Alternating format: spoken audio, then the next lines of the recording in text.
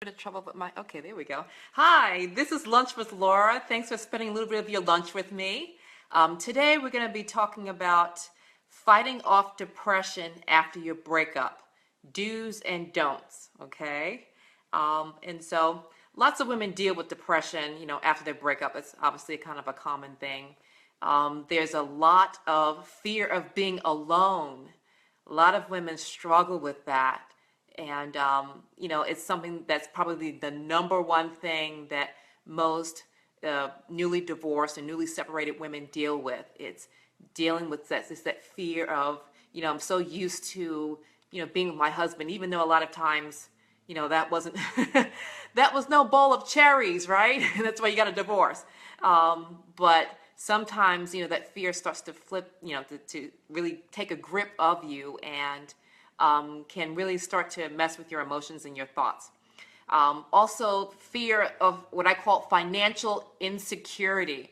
Now you're down to one income. Am I going to be able to make it? And am I going to be able to, really get all the things that I need for me and my kids, if you have children. Also, a lot of people experience losing friends. Sometimes friends take sides. Your ex might be someone who, somewhat similar to my ex, will go around and say, she did this and she did that, and before you know it, before they even get your side of the story, they've taken sides, and you kind of sense that, and you feel that they're all of a sudden arm's distance away from you. And so, sometimes that can really affect you, especially if you really thought that they were a true friend, and you have something like this come up, and they really reveal their feelings towards you and their commitment to your friendship. I'm sorry, let me just adjust this just a second, because it looks like, okay, it's a little bit better. This looks dark in here. Sorry, it's raining in Dallas, so I'm inside today. Okay, sorry. So losing friends can be another thing. And also just fear of the unknown. You don't know what things are going to look like, how things are going to pan out, what's going to happen. And so this is just a lot of fear. You just can't see down the road.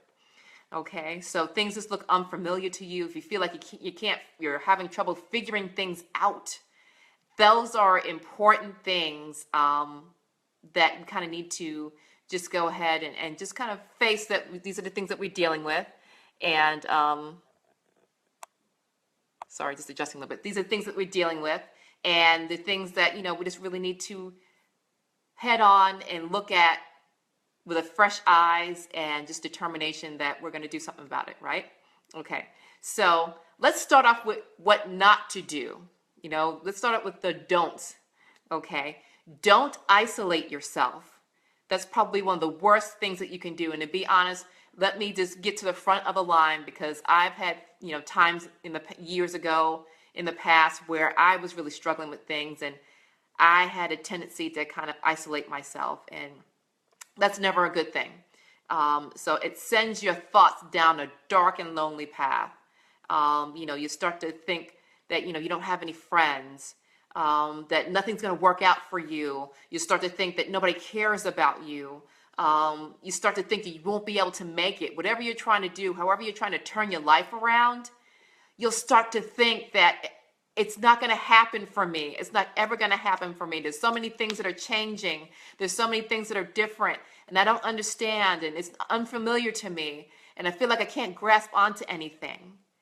It's those types of feelings that really get magnified when you isolate yourself. So do what you can to guard against that at pretty much at all costs. So don't do that. It makes you sink deeper into depression. It's like having a mental and emotional barricade around you. And you start to speak those things out because you start to have them in your heart. So you start to say out loud, I'm never going to make it. You start to speak against your future. And you never want to do that, because God has a wonderful, fabulous future for you. And so we always want to keep our words in agreement with heaven and in agreement with what God says who we are. We are fearfully and wonderfully made. We have the mind of Christ, so we can figure things out, even if it seems impossible. Like for me, anything dealing with math, I start to get, but then I have to remind myself, I have the mind of Christ, and he is going to show me and give me strategy and wisdom and understanding of how to figure this problem out. And he'll even bring people around me who can help me do what I need to do to figure out this problem, this math problem, this equation. Okay. Number 2, recognize that you may be doing harmful things to comfort yourself. For example, you may be overspending, just to comfort yourself. I've talked about before about, I know people whose closets are just bursting at the seams with clothes that still have the tags on them from years and years and years ago. Just because this is the way that they're comforting themselves. It's a comfort measure. Same thing with overeating. I'm guilty of that. I've had years where my weight has fluctuated wildly. Probably at my heaviest years ago, I was 218 pounds and almost a size 22. Okay. Thank God now I'm a size 10. But I have been there. So I'm not saying all this stuff to say that I've never experienced it, that I haven't overcome it. Because I have. And you can too. That's not just to, celebrate me and ring my bell and bring attention to me. I am giving you my testimony because you can do it. I am no different from you. I'm not. You can do it. That it doesn't mean that you're not going to have some false starts, because I did. There was some times where I got off to a good start and then had, just a turnaround where, my weight started to go up again, So you have those, times where you really can fall, just as long as you get back up again. That's the important part. Okay, even stuff like gambling, things like opening up yourself to a relationship that is heading towards a dead end, because you're feeling like, you can't get a grasp of anything, and you have fear, and you're operating out of fear and anxiety. So you don't want to open up yourself to a relationship or to to getting to know someone that is a dead end, and it's not going to be good for you. You don't want to be doing stuff on the internet that can open up, as far as identity theft, or even just stuff that can be compulsive behavior. Okay, so please try to guard against that. If you start to recognize that you start to go down that path, recognizing it is half the battle. Okay. So let's turn to the things that you should do, okay? These are the do's, okay? Be social. I know that's hard. When I was isolating myself, when I was feeling really bad, when I was feeling ugly and just overweight and, I won't even continue to go there, but you feel where I'm coming from, right? You start to operate in the opposite spirit. Get out there, even if you don't feel like it, even if you're tired as hell, and you've had a long week, and your boss is getting on your darn nerves. Get out there and meet people. Do that through friends that you trust. Do that through people at church. Do that through other people that you may know share your same values and beliefs, because they will also lead you to people who share your same values and beliefs. So, kind of get out there. Help other people. I know sometimes when I was just feeling like I was crushed to the ground, that I was just being pressed on all sides, I would just say, God, is there someone, even though I've got, my resources are so limited right now, I just feel like, I don't see how I'm going to make it to next week. Can I give somebody else, just a pat on the back, and if nothing else, can I just pray for them? Even just something as simple as that. You'd be surprised how you can turn someone's life around just by praying for them once. Just by saying a kind word, sometimes even just smiling in their direction. When your eyes meet and you're acknowledging that they're in the room, sometimes that's what some people need, because they are so close to giving up. And I don't mean just giving up, just saying, I'm giving up on my career. I'm talking about giving up on life. You'll be surprised how just smiling in their direction, acknowledging that they exist, that they're a human being, can be such an overwhelming thing for them if they're really just at that point. So, You can help other people by, again, volunteering at your church, or volunteering at a community organization like, like a food pantry, or the Salvation Army, or something like that. If you're not necessarily wanting to do something within the church itself, there's other community organizations that are great, that could use your help and that would love to have you. Even if you only have a half hour that week to volunteer, you could straighten out and organize food in a food pantry for a half hour. They'd be happy to have you.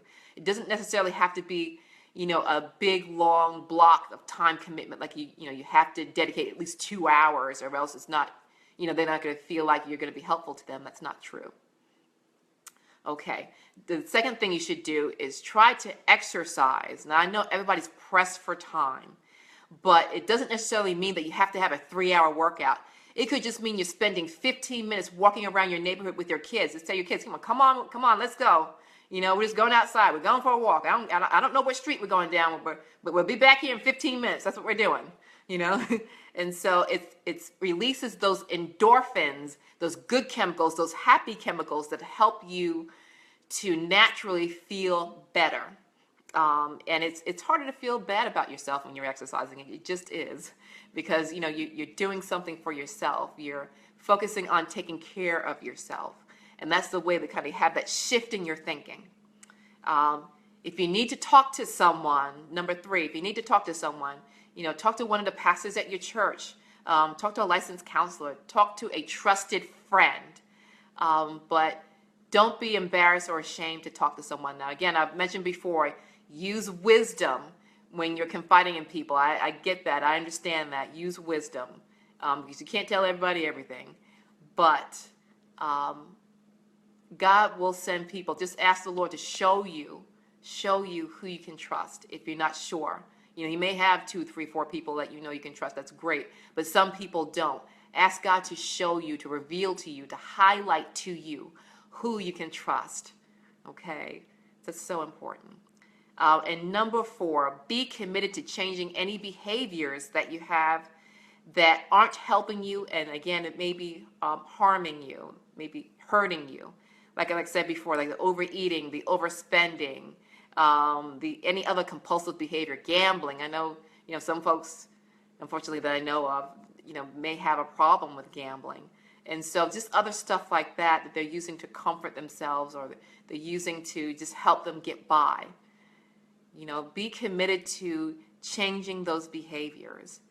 And, again, that doesn't mean that, you're going to start off, wake up tomorrow, and everything's going to be perfect, and you're not going to have any hiccups, but, pick yourself up again. You fall down, pick yourself up again. Start warring against it. Start warring against the overeating. Start warring against the overspending, or whatever it is that you're grappling with. You can do it. I did it. I had such a problem with overeating and just using that just as something that comforted me. And then isolating myself and feeling bad afterwards, to have these episodes. I didn't really have any type of overeating, bulimia type of stuff, but I would still have these episodes. I don't know how else to explain it. I would still have these episodes where I would just overeat and just feel terrible, 5 seconds after I finished. And that sent me even further down. So, if you need help, changing those behaviors and turning yourself around, don't feel embarrassed. I am such a big advocate of counseling. And so there's nothing to be ashamed of. So I hope that you find this helpful. Those are those things that were really helpful to me. I'm just giving you my testimony. Those have been the things that have really been helpful to me to really fight off and war against depression. So thank you for spending some of your lunch with me today. Tomorrow will be Q&A. Anything that you want to ask me, just go ahead and put it in the chat feature. I hope that you'll be able to join me. And feel free, if you want to leave a comment about this video, if you're watching the live version, or if you're like watching the tape version, or let me know what other videos that you might want me to do, any type of subjects or topics that you want me to tackle. I'm still experimenting with this, so I'm not quite sure if in the coming weeks I might just go to Monday, Wednesday, and Friday doing these videos instead of every day during the week. So I'm just asking the Lord for wisdom and guidance on that. So I'll keep you guys updated, okay? Enjoy the rest of your day. Take care.